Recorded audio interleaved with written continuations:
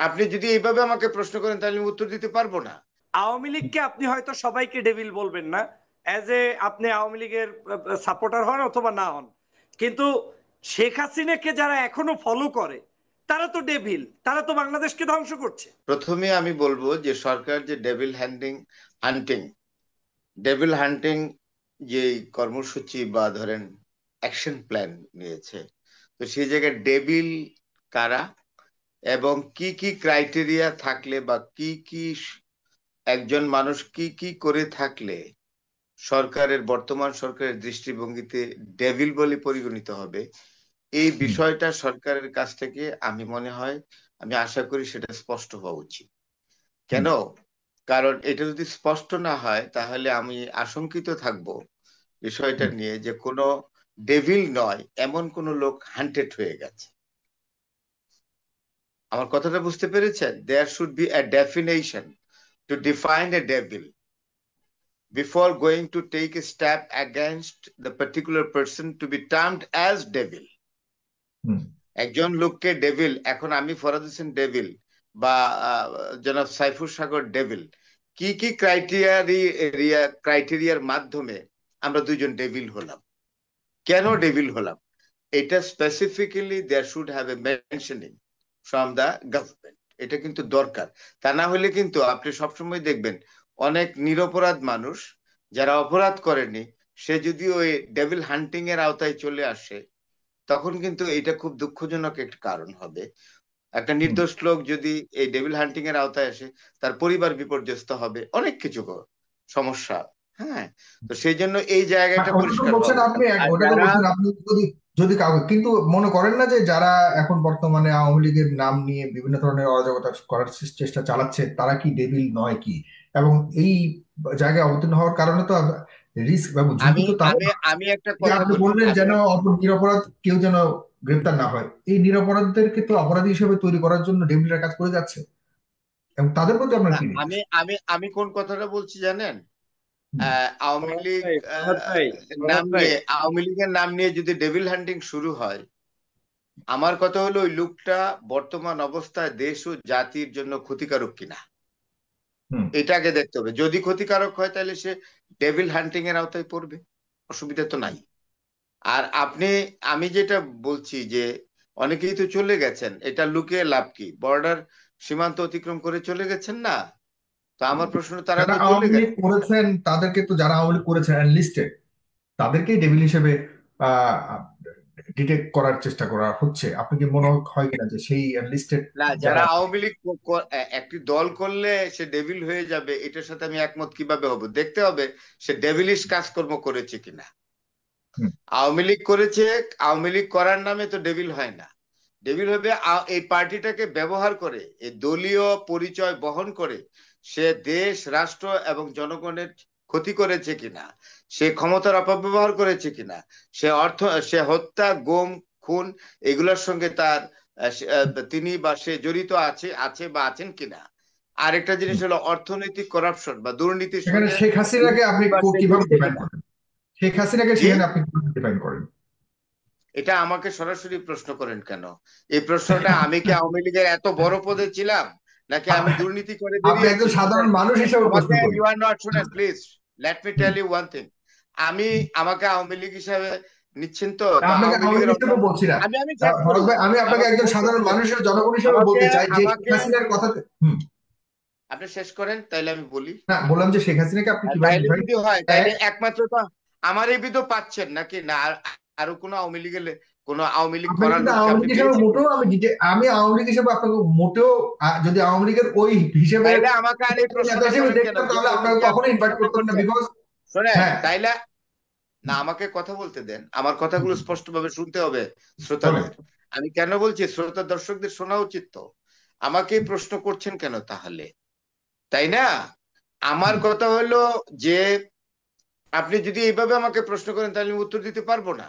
আমি হুম, একটি জায়গায় বলবো যে আপনি ব্যক্তি মানুষটিকে দেখেন, হুম, তার কি অবস্থান, তিনি কি করেছেন ক্ষমতায় থেকে, তিনি অর্থনৈতিক তছরুপ করেছেন কিনা, তিনি হত্যা, গুম এবং অন্যান্য যে হ্যাঁ রাষ্ট্র ক্ষমতার অপব্যবহার করেছেন কিনা, যা জনগণের বড় ধরনের ক্ষতির কারণ হয়েছে, তাইলে তার বিচার করবেন।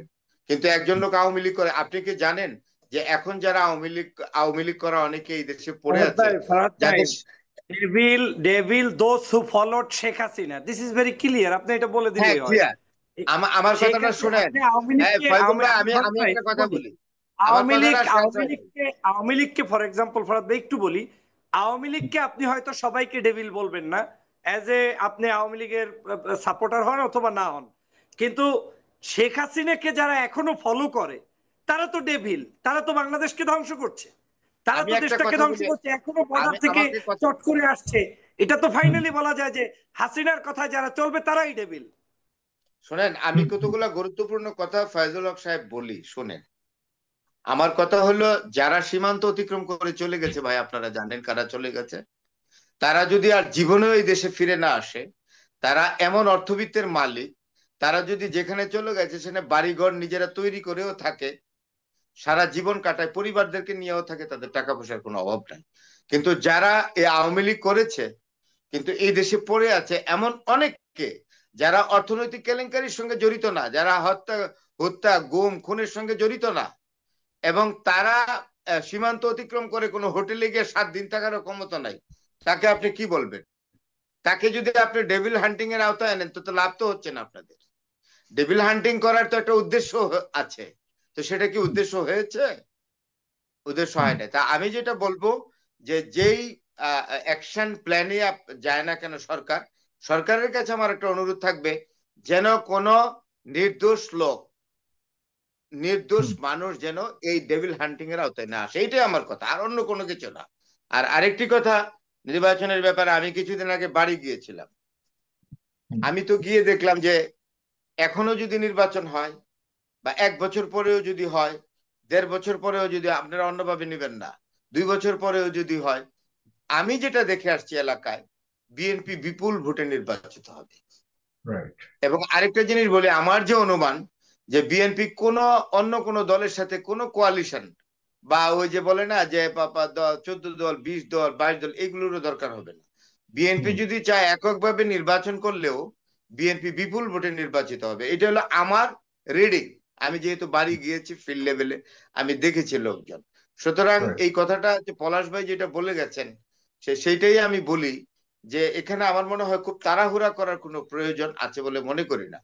বরং এখানে ফয়জুল হক সাহেব কিভাবে নেবেন আমি জানি না, বরং টেকসই হিসাবে, যদি আপনি টেকসই ডেমোক্রেসি চান, বা এখানে মানে পলাশ ভাই বলে গেছেন, একটা টেকসই অর্থনীতি যদি চান, বা ব্যাংকিং ব্যবস্থা বা ফিনান্সিয়াল ইনস্টিটিউশন গুলোকে একটা স্টেবল পর্যায়ে নিতে চান, তাহলে খানিকটা সময় আপনার লাগবে। আর বিএনপি ধরাই আছে, যে বিএনপি যদি, আর কালকেও নির্বাচন দেন, বিএনপি যাবে, 6 মাস পরে দিলেও যাবে, 1 বছর পরে দিলেও যাবে, 2 বছর পরে দিলেও যাবে। বিএনপি যে ক্ষমতা যাবে এবং সরকার গঠন করবে সামনের দিনগুলোতে, এতে কোনো রকম সন্দেহ নেই। আমার এটাই শুধু আমরা প্রশ্ন এটাই, বুঝাইতে হ্যাঁ, এটাই এতে আমরা কোনো বুঝাইতে চাচ্ছি সন্দেহ, ফরহাদ ভাই। যে আপনার কথাটা আমি এটা বুঝে, আমি বাড়িতে গেছিলাম তো, আমি গ্রামগুলো ঘুরেছি, আমি তো জনাব তারেক রহমানের পোস্টার ছাড়া আমি কিন্তু তেমন কোনো পোস্টার আমার নজরে পড়ে নাই। আমি জামাত পোস্টার ছাড়াও ওই আপনি যেটা পোস্টার বলছেন ছাড়াও তাই না, হবে। সাধারণ মানুষ, সাধারণ জনমত ছিঁড়ে মানুষের গেল। যে রিডিং, সাধারণ মানুষের যে রিডিং আমি দেখেছি, তো I can read the sentiment and minds of the people, মাফ করবেন তাতে মাফ করবেন ফরহাদ পরিষ্কার ভাই, একদম। ফরহাদ ভাই, জাস্ট আপনার কথার সাথে একটা জিনিস আমি একটু যোগ করি, যে আপনার প্রতি সম্মান রেখে বলি যে আপনার একদমই রিডিংটা 100% ঠিক আছে। কিন্তু এখন যে আওয়ামী লীগের ভারত যে নির্বাচনের জন্য চাপাচাপি করছে, স্টেটমেন্ট দিচ্ছে, তাহলে বিএনপি যদি একথা বলে, ভারতকে তো বাংলাদেশের মানুষ পছন্দ করে না, তখন ভারত মানে বাংলাদেশের সাধারণ জনগণ ভিন্নভাবে ইন্টারপ্রেট করবে। আমি আচ্ছা, এই কারণে আমরা আপনার চাচ্ছি এই যে প্রশ্নটার বিএনপি একটা জবাব যেন দিই। একটু স্লো আগায়। জি না, এই প্রশ্নটার একটা জবাব দিই। দেখুন, আমরা নিজেদেরকে আলাদা করে ভাবছি বলে 47-এ দেশ ভাগ হয়েছে। 47-এ যে ভাগ হয়েছে দেশ, দেশ তো জিন্নাহ সাহেব পাকিস্তান কায়েম করেছেন, কিন্তু জিন্নাহ সাহেব মানে পাকিস্তান কায়েম করার পেছনে যে শক্তিশালী নেতা ছিলেন, তার নামটা উচ্চারণ করা হয়, তিনি হোসেন শহীদ সরওয়ার্দী, এটা সবাই জানে। তাইলে আমরা একটা আলাদা আইডেন্টিটি তো আগেই চিন্তা করেছি, আজ থেকে 74-75 বছর আগে, তাই না? এটা তো সত্যি। তো এখন প্রশ্নটা হলো যেটা, যে আপনি যে বলেন, ভাই আমি একটা সত্যি কথা বলি, যে ভারত বলেন, ভারতকে আওয়ামী লীগের রাখতে পারছে শেষ পর্যন্ত ক্ষমতায়? আমি মনে করি কি জনশক্তি হলো বড় শক্তি, জনগণের শক্তি। আমিও নিজেও আজকে থেকে 2 বছর আগেই বুঝতেছিলাম যে জনগণের শক্তিটা আমরা হারাচ্ছি, এটা অস্বীকার করতে উপায় কি? আমি আজকে একটি কথা বলি, আমি জনগণের শক্তি আমরা হারিয়ে ফেলছি। আমরা আওয়ামী লীগ জনগণের সব শক্তি ক্রমে ক্রমে জনগণ থেকে দূরে সরে যাচ্ছি। প্রকৃত আওয়ামী লীগের বলে কিছুই ছিল না। যারা ছিল বিগত বছরগুলোতে 10 থেকে 15 বছর যারা আওয়ামী লীগে ভিড়ে ছিল, তারা সিটি কর্পোরেশনের বড় বড় কন্ট্রাক্টর, তারা গার্মেন্টস এর বড় বড় ব্যবসায়ী, তারা আওয়ামী লীগ করে নাই। বোনাফাইড আওয়ামী লীগ আমি দেখিনি সত্যিকার অর্থে যেটা। আর আরেকটা জিনিস, হ্যাঁ এটা একদম ফ্যাক্ট, আমি যেটা দেখেছি এটাই বলবো। তো আমরা যে আমাদের যে পায়ের নিচে থেকে মাটি সরে গেছে, সরে যাচ্ছে, এটা তো আওয়ামী লীগের নেতারা উপলব্ধি করে নাই। আপনি পার্টিতে যদি আওয়ামী লীগের যে আওয়ামী লীগ বিভিন্ন কমিটি হয়েছে, কমিটিগুলোতে দেখবেন যে কারা গিয়েছিল সেখানে। আর কোনো আমি ফরেন অ্যাফেয়ার্স কমিটি থেকে আমাকে বাদ দেওয়া হয়েছে। আমি 2 পিরিয়ড ছিলাম ফরেন অ্যাফেয়ার্স কমিটিতে, আমাকে কেন বাদ দেওয়া হলো? আমার এফিসিয়েন্সি তো কম ছিল না। তো এখন প্রশ্ন হলো ওই এইগুলো আর বলে লাভ নাই। আমি যেটা এখন বলতে চাচ্ছি সেটা হলো এই যে আমরা একটু রয়ে সয়েই আগাই না কেন? এতে অসুবিধা কোথায়? এতে ভালো হবে, দেশের ভালো হবে। এবং শিক্ষা ব্যবস্থার কথা বলি, আমি একজন শিক্ষক, শিক্ষা ব্যবস্থা খুব নাজুক পর্যায়ে আছে। জি, এই এসব দিকে শিক্ষা মনোযোগ দেওয়া উচিত ব্যবস্থাটাকেও এবং এগুলো একটু হাত দিতে হবে। আরেকটা জিনিস বলি, আপনার টকশো থেকে আমি বলেছিলাম যে আওয়ামী লীগের কি অবস্থা গিয়েছিল, যে জনাব উবায়দুল কাদের একজন রানিং এমপি কে থাপ্পড় মেরেছিলেন 2 গালে 2টা। আপনি শোনেননি? হ্যাঁ, রাশি, আমার কথা না তো, রাশিক রহমানও বলেছেন এটা, এবং এটা চর দেওয়ার সাথে সাথে তো খবর হয়েছিল, তখন আমরা কিছু বলতে পারিনি। টাঙ্গাইলের এক নির্বাচনী এলাকায় একজন ওই এলাকার এমপি কে কি যেন বলেছিলেন তৎকালীন, মানে আপনার আওয়ামী লীগের সাধারণ সম্পাদক জনাব উবায়দুল কাদেরকে যেন কি বলেছিলেন। হয়তো কে আপত্তিকর কথা বলতে পারে, তো বললে তো এটা প্রাইভেটলি সলিউশন করা যেত। জনসমক্ষে 2 গালে ঠাটিয়ে চর দিয়ে দেওয়া একজন রানিং এমপি কে, উবায়দুল কাদেরও তো এমপি ছিলেন, এই ভদ্রলোক এমপি ছিলেন, কলিগকে কিভাবে দেয়? পার্লামেন্টের কলিগকে জনসমক্ষে একজন এমপি, এবং ওই ভদ্রলোকও তিনিও তো একজন জনপ্রতিনিধি ছিলেন যাকে চর দিয়েছিলেন। তো এটার মেসেজটা কি? মেসেজটা হলো এই, অটোক্রেসি, অটোক্রেসি। আমার সামনে কথা বলতে পারবা না তোমরা, যদি কথা বলো তো পরিণতি হবে এই। তাইলে এই তো ছিল সেটা কোনো চেহারা। বিচারও হবে না, এই চেহারা ভবিষ্যতের কোনো বিচার। আমাদের মতো লোকদের আমরা কোন অবস্থায় ছিলাম? আমরা না পারতাম কইতে, না পারতাম সইতে। ধন্যবাদ। জি, ধন্যবাদ। অ্যাজ এ রেজাল্ট অটোক্রেসির কারণে ফল ডাউন হয়েছে। জি, জনাব ফজল হক। সাগর ভাই আপনাকে ধন্যবাদ। তবে আমি প্রথম